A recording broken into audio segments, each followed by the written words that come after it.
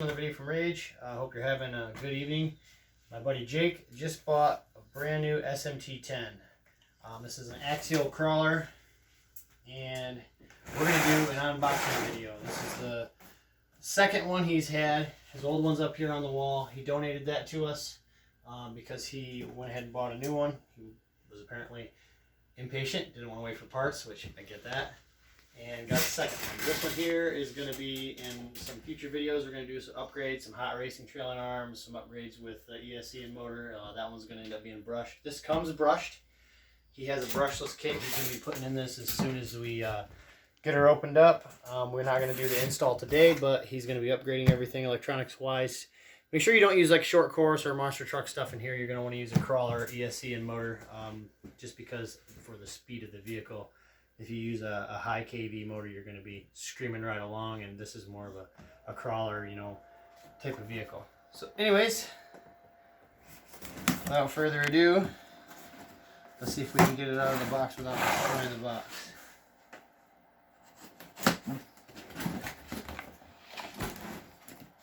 Okay, get your instruction manual. No batteries for the remote. No batteries for the controller. As everybody knows, it's going to take 4 AA batteries. Got your bind plug in here with it. Spectrum remote. Pretty basic remote, but they work very well. Never had an issue with a Spectrum remote. All of your extras for the truck, for headlights, tail lights, extra ends, all kinds of cool parts. We'll get into that later on. And the best part, my favorite part of every unboxing, looking at that new, pretty, shiny vehicle. So let's get this thing out of here. Toss the box out of the way. And here you have it. Axial SMT10. I've driven that little truck. I think it's a blast. They're a lot of fun. They hold up quite well. If you saw in one of our prior videos, we were out doing some snow bashing. He beat the living crap out of that one. On the pavement? And on the pavement, nonetheless, and snapped one of the steel axle shafts. Actually, he snapped this left front axle shaft, which is what we're waiting on for. When are those parts going to be in, Jake, for that truck? Actually tomorrow. But it had a locked front and rear differential in it. And that might have a little been too much with too much grip because I had the Durtrax munitions on there, and so I've been seeing people making the limited slips with like silicones or some wax or different kinds of silly putty or whatnot. So. Yep, you can also use stuff like this. This is differential lube. This is just an example. This is 100K. I've got 500K and 1 million K. The thicker you go with the differential lube, the more it's going to act like a Positrack, but the less apt you are to break something. If you use a really, really super thick oil, that'll help you get traction to all 4 tires, put that power down to the ground. But in the event where you hit really hard, really fast like he did in the video, it will allow for some slippage between the right and rear, or right and left rear tires or front tires, depending on how it lands when it's under acceleration. That's the biggest problem with lock differentials. That's how they snap. You want to go ahead and get that cover off of there? Let's take a look under the hood. The only issue they have is this servo clip right here pops off really easy. Exactly what I thought I did. And it'll sling off there pretty quick, so it's kind of scary, but just know that you might need a new servo saver. All right, guys. Let's go ahead and get it opened up. They come brushed. You don't get any battery or charger with the truck. This is what you're going to get. They do come with aluminum, plastic capped aluminum oil-filled shocks, which are quite nice. They feel nice and squishy. This is more of like a rock crawler type of shock. The shock that he has on these are aftermarket Pro lines. They're a little stiffer. They're more for like if you were going to use it like he has it with the large tires, doing monster truck stuff, jumping them, ramping them, having fun like that. But that's pretty much it right there. Behind us we got the TRX 4. This is Cody's crawler. So we're going to start doing some more crawling videos. One more thing while I think of it. If you're going to crawl this bad boy, you definitely need to take this sway bar off. It only comes with one sway bar on the back, no sway bar on the front.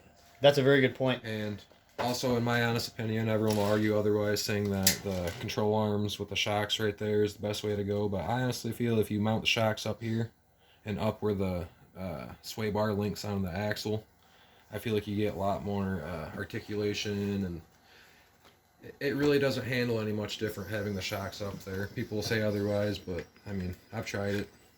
It's all about your preference. I like the looks of it. I'm more of a scale guy. I like to sport mod mine. I also like to crawl it. I think the coolest thing that you were talking about doing with yours was getting all the internal stuff for the guy, so it looks like he's steering. When he's steering, you can get all the real life stuff for these, so they actually look like a real crawler or monster truck when you're out there in the field using them. There's lots of upgrade for these. Future video, install servo up here connected to a steering wheel, and we'll have a little G.I. Joe action figure in there, or whoever you want to put in there. And now, where do you get that particular upgraded part for these? Is this custom, something you can order online, or is it something you have to build? Something you're going to build, but not very hard, something doable, for sure. Very easy truck to work on as well, you know, tearing apart. I mean, I feel like, you know, 10-year-old could do it pretty well, you know.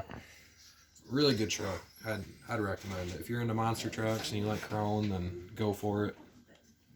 So what was the brushless setup that you put in the other truck?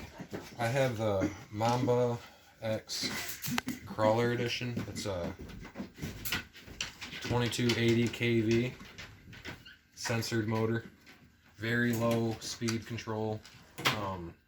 Plenty of torque. I have it geared up as high as you could possibly have it, and it'll do about 30 on a 3S and probably, you know, maybe 20 on a 2S, you know, give or take, depending on what you got.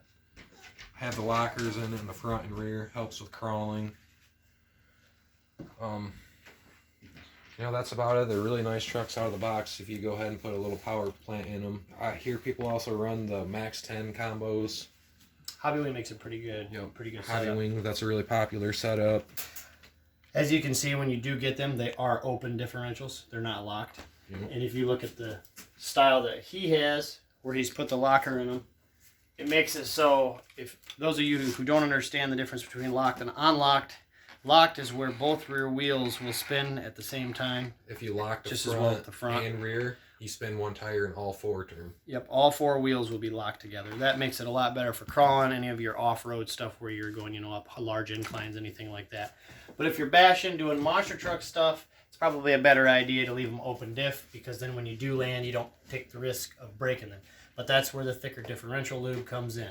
Anytime you upgrade your differential lubes, as I showed in my differential videos, the fluid is the most important part outside of shimming them. Shimming them is also extremely important. Is there anything else you'd like to add to this before we and if you'd like to get one for your kid, you can always limit your throttle down to 50, 75, and 100, so you can make it go really slow. You buy a little kid this, and you know, he can grow with it. He thinks it's cool at the speed it is, and a couple years later, you flick the switch up one more, and he's got a new truck, you know, and then flick it up one more time, and then after that, he's old enough to want a big motor in it, you know. Recommend for anyone. Good truck, good beginner truck, good, you know, intermediate, advanced, you know. A lot of smiles out of it, guaranteed. Anyways, guys, don't forget to subscribe, smash the bell, and there'll be a lot more Axial videos coming up soon. I'm also looking at getting some smaller ones. They both have the 24 scale. I'm going to be looking at getting the smaller ones, doing some indoor stuff, indoor course stuff, especially for those winter months, for those of you who lived in the very crappy climates where it's nice and frozen outside. Sometimes it's fun to play in the snow, but it's also pretty ridiculous when you're out there for 2-3 hours. Some bad tires right there. Dirt If track munitions. if you guys want to know where to get these, don't forget to check in the comments. We'll be commenting on exactly where to get these online and at your local hobby stations, hobby shops. You will have to make sure that they are Axial shops. A lot of the shops you look at nowadays are either Red Cat or Traxxas, you know, stuff like that. But there are a few out there, like one of our local hobby shops who's Horizon Hobby. And he has a lot of everything, and that's awesome for us. So make sure that you check with your local hobby shop before you do purchase your first truck. That way, if you have an issue with getting parts, you can get them. They're going to be readily available for you.